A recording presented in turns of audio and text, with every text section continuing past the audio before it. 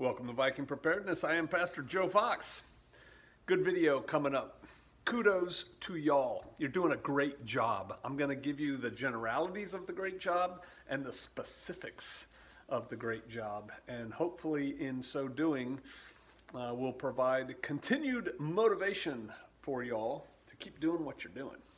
And for those of you who aren't quite on board yet, kind of a gentle push and a showing you what can be. But first,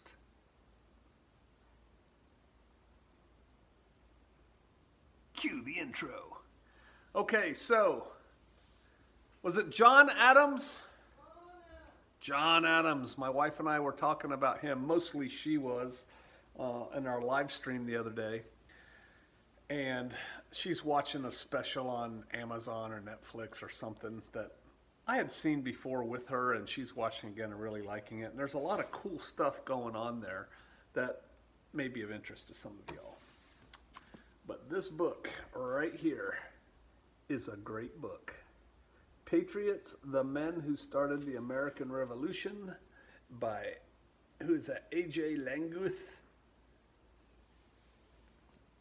Man, this is a good book. I've read it 3 times. I'm probably going to read it again.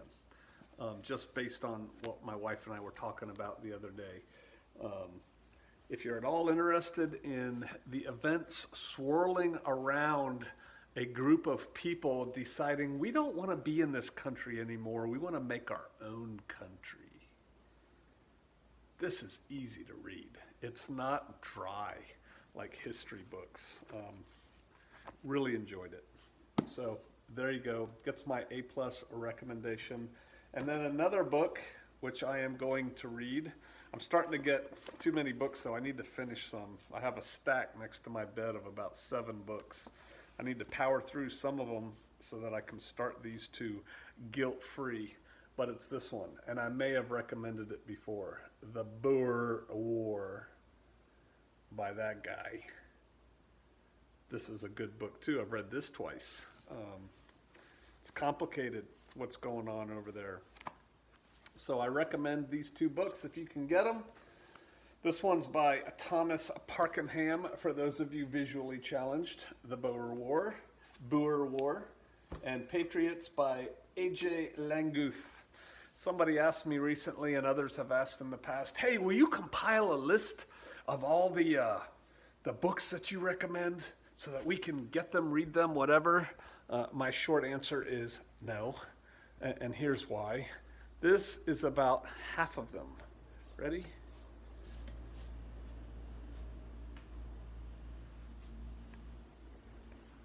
That's about half of them. I have the other half in 3 different other places. So, no.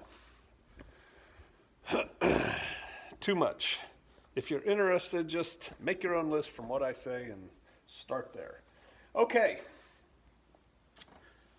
My wife and I have a friend whom we have never met. And I hesitate to give her name, so I'm not going to. But she's an older woman, late 70s. She has a fascinating backstory, which, again, I don't know if she wants that told or not. But suffice it to say that she had a very interesting life. And when she found us, she was living in an assisted care facility on Social Security. Now, we didn't know this for the first couple months that she was sending us letters, all of which contained gifts. Sometimes she'd send us some stamps. Sometimes she would print out some return address labels. Sometimes stationery, a notebook for me one time, a calendar, all kinds of stuff. My wife is upstairs going through all the things she sent us. She printed out like 6 copies of Sir John Glubb's Fate of Empires so that I could hand them out to others. Just really thoughtful things. And she would always, and she supported the ministry, and she would send donations to offerings to the ministry. and write us nice letters. And then we found out she was living in an assisted care facility and was on Social Security and these things, and was considering moving out to the Ozarks, coming out of her My People. She lived in Oregon. And recently, she was given the opportunity. And she was also like half blind and has mechanical issues, I think. She was recently given the opportunity to move on to a farm, a ranch, if you will, and caretake it. Only one there. Owner's gone for a couple years. And communication with her was spotty while she was making the transition, the move. Now remember, she was living in like one little room in an assisted care facility, and she moves to this ranch that the Lord blesses her with, right? Here, it's yours. Please take care of it for us. Bye-bye. Well, Oregon just had a huge snowstorm. I talked to you all about that. My dad, 20 inches of snow or whatever, and it brought down trees because the trees there aren't used to that kind of snow load, and, blah, blah, blah. And so we got my wife got a text from her in the middle of the night saying that she was without power, and there was no wood in the wood stove, and there was no water in the house, and it was, 10 degrees outside and dark, no electricity, no running water, and the trees had fallen across her driveway and she couldn't get out, and nobody knew she was there. I mean, like that panic call, and we didn't even know where she'd moved to, address. We just knew she got on this ranch. And so some frantic emails going back and forth in the dark of the night, and her phone is dying. And my wife tells her to call 911, and she comes back. 911's not working. No one's there. There's only 2 cops on duty in the whole county, and they're overstressed. We're like, wow. Here's this elderly woman whom we have never met. She's in a dire situation. We got her address, what her address was. What can we do? Now remember, she's in Oregon. So I called the leader of the Seattle area, our own Tim. I think he's Tim D on here. He'll probably comment on here. He's the one who's been heading up all the Seattle Viking meetups. Now, if you all recall, and I said, hey, what can you do? Because he's the closest leader I knew to the area. Now, if you all recall, I have a grand purpose for what I've termed Operation Ragnar. Actually, you may not recall. I'm not sure I've told everybody this. I've told the group leaders. I'm going to let you all in on a little secret. Those who have been successful group leaders, who have organized these Viking meetups repeatedly, and who are communicating as such with me, I have designated as group leaders. And the whole purpose of a group, if you will recall, I've told you all this, is to gather interested people, preppers, if you will, from the greater area, a couple hours in each direction to come together. Remember, I went to the one in Atlanta that our own Viking David Neck set up, and was there with the Revolting Man, met some other people there.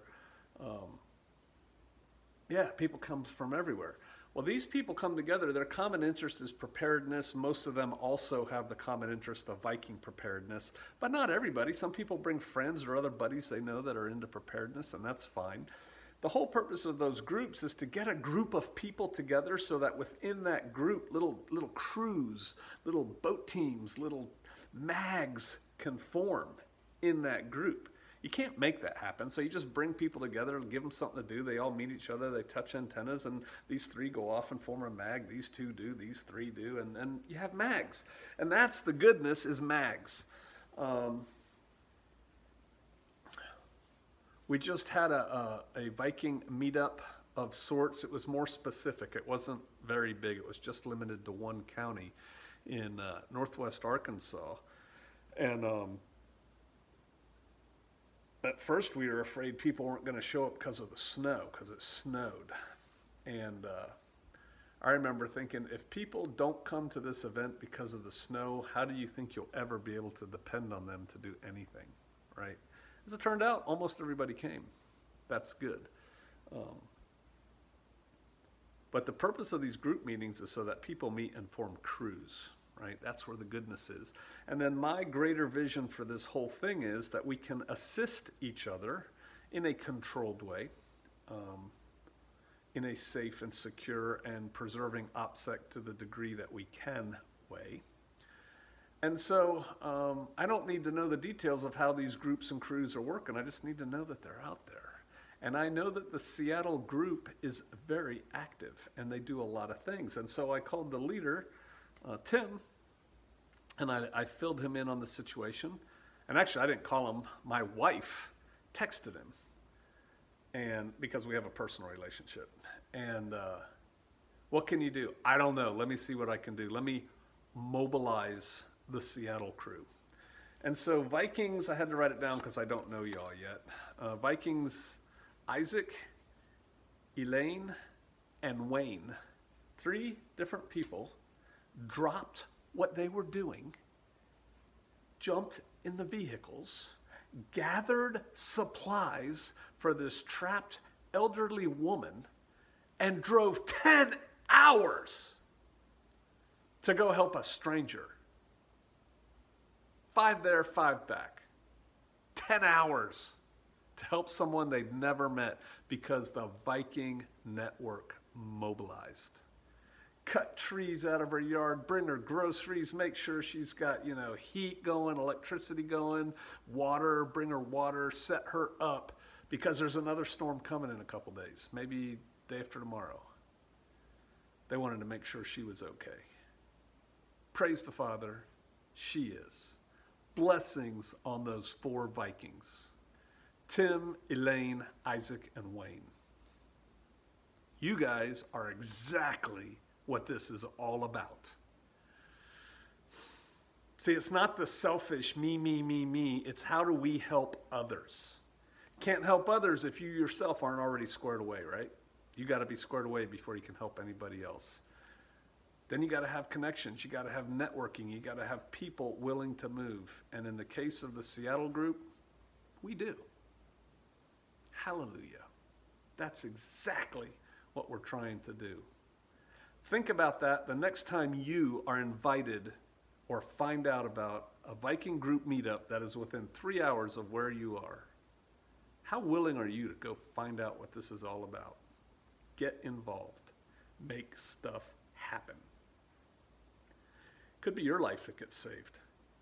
Could be your stranded teenager in another state.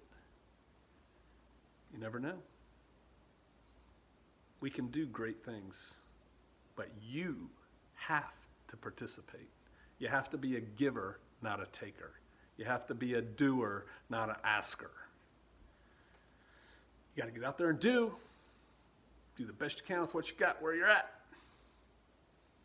And I'll see you out there. Good job, Seattle crew. Good job.